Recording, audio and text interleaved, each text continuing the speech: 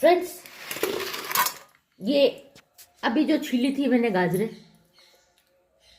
वो, और समझ गए, गाजर का सीरा फ्रॉम राजस्थान। ये आलसी औरत बनाएंगे, घिसती ना। सुना मेरी बहनों, मेरे भैया, सुना, ये गधा मजदूरी मैं नहीं करती हूँ, मैं करती हूँ इंटेलिजेंट मजदूरी। हाँ साहब, यह हमारा कुकर है, 60 एंड 70। ये हो गया घी, कम दिख रही हो, दिखने दो।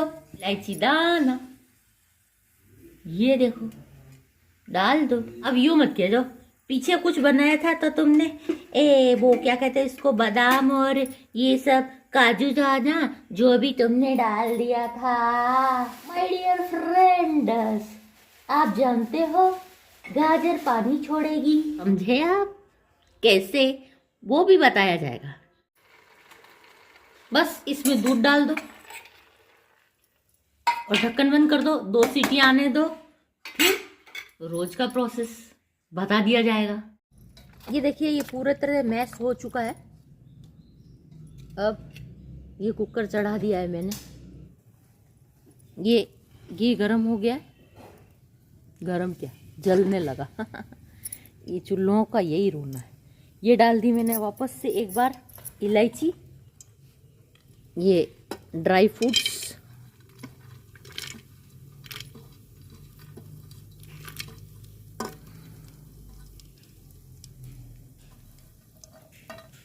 ये मन का दाख। मन का दाख हमारे राजस्थान में होती है, सब जगह होती है, नाम अलग अलग होते हैं। और इसको अभी, अरे बर्तन तो आप मत पूछिए, बर्तन इतना मज़ेदार हो जाएगा ना कि ज़िंदगी में आप देखना ही नहीं पसंद। बर्तन का कबाड़ तो चूल्हे पे होता ही है। ये मैंने इसको सेक लिया है।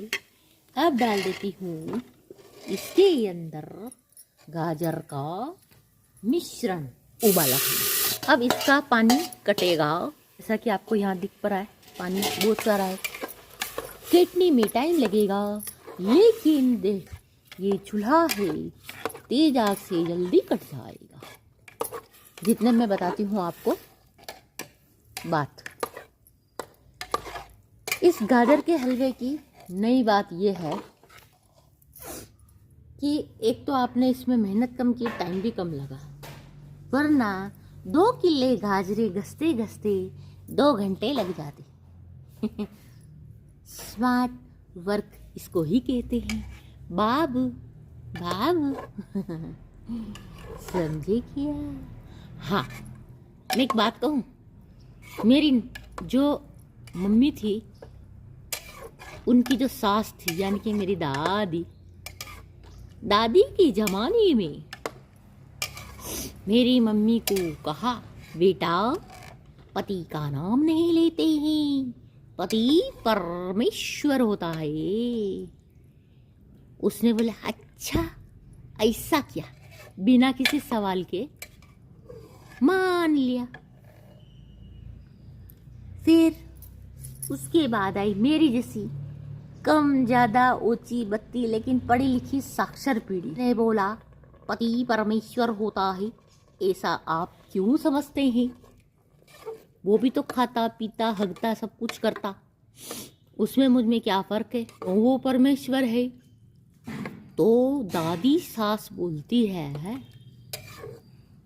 ब्रह्मास्त्र चलाते हुए मेरे जैसे कम बुद्धि पढ़े लिखे लड़कियों को कंट्रोल में करने के लिए, मैं नहीं बताती हूँ, पितृसत्ता अपने आप नहीं चलती है। कोई पिता नहीं बोलता है कि तुम भगवान मानो पति को, पत्नी को, काय को भी। ये औरतें ही होती है। दादी भी औरत है, बताती है कि अगर तुमने ऐसा किया तो तुम्हारे पति की जो उम्र है वो कम हो जाएगी। अब मेरे जैसी लड़की डर गई, आधी डर गई, आधी मर गई, आधी खप गई।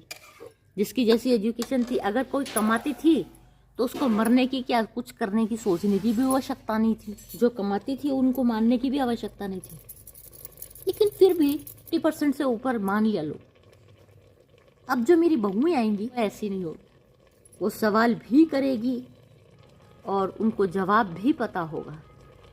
फालतू आंखें मीच के, कहने का मतलब ये है कि कोई भी रीति रिवाज है तो उसको आंखें मीच के नहीं, उसका कारण पता करो। मैं खुद अपनी ज़िंदगी में कभी करवा चौथ के व्रत नहीं करी, क्योंकि ये उसी करवा चौथ की कहानी में छुपा था राज ये था कि उसमें लिखा कि एक जो पत्नी है वो व्रत तोड़ देती है या उसके भाई प्रेम में आके व्रत खत्म करवा देते हैं, कुछ करवा देते हैं। मैंने सोचा एक सीधा सा बुखार आ जाता जो तो सास हमारे ऊपर गिरती है कि राण फेंकी दो, राण फेंकी दो। तो अगर ऐसा मैंने व्रत टूट गया या कुछ हो गया खुदा ना खास्ता, तो वो तो मुझे खाई जाएगी जिंदगी। प्रथा के हिसाब से मेरे को तो उसकी हन्नती भी चढ़ा देंगे। मैं पहले एक बार देखूंगी। फिर इस व्रत में जितना मुझे पाखंड दिखा उस जगह पर, तो मैंने तय किया ऐसे पाखंड से अच्छा है कि माता जी के हाथ वैसे ही लंबे हैं, मैं तो नहीं कर रही कोई करवा चौथ की व्रत। ये अपना है और आज दिन तक इस बात का मेरे हस्बैंड को भी हमाल है, मलाल है कि ये औरत मेरे लिए व्रत नहीं करती। अब आ गई व्रत करने वाली, करवा लो व्रत, हो जाओ हमारा अजर अमर। देखिए मैं इसका फाइनल लुक दिखाती हूँ आपको। ये शक्कर डाल देती हूँ, इसका भी पानी छूटेगा तो सारा पानी एक साथ खत्म हो जाएगा और ये हो जाएगा गाजर का शीरा तैयार। ये लीजिए आपके गाजर का हलवा, टेस्ट कीजिए कैसा लगा। हाँ अब मैं बताती हूँ आपको कि इसके जो ड्राई फ्रूट का क्या हाल है। ये देखिए, और एक बादाम, ये नहीं टूटा ना ये टूटता ही नहीं है, इसलिए तो मैं खीर जैसी चीज़ों में पहले से डाल देती हूँ ताकि पक जाए। और ये वो किशमिश जो बिल्कुल ये हो चुकी है। और आप जीमिए और न्यू ईयर मनाइए।